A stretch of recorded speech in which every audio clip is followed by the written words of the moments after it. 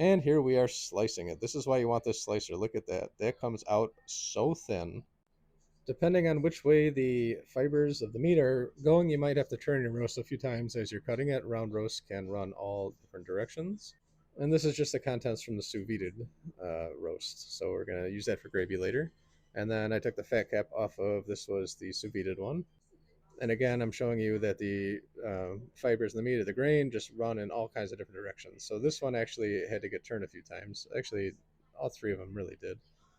So just pay attention to that when you're slicing. You want to cut against the grain as best as you can. So you see the grains are going this way. You want to cut it this way. So in this roast, the grain's going this way. We're going to cut it this way. We're going to get smaller pieces in this roast, but it's okay. This piece here, you serve to the uncle you don't like. Now, if you cook the roast rare enough and you slice it against the grain, you can see just how tender this is. Look at this, just falls apart. Look at that. So this is out of the middle of the roast, and since it was sous vide, you can see the color is almost the same from the end all the way through. This is the center, this is the end, the outside. You can see that the color is almost the same all the way through because it's held at 131 degrees or whatever you end up doing.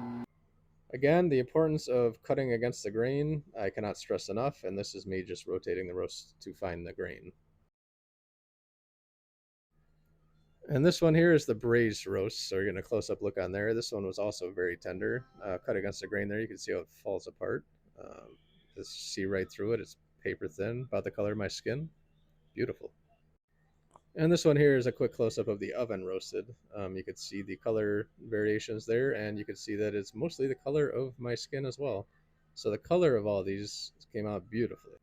So all three came out a beautiful color, and we're about to check on the textures and the consistencies of the three roasts.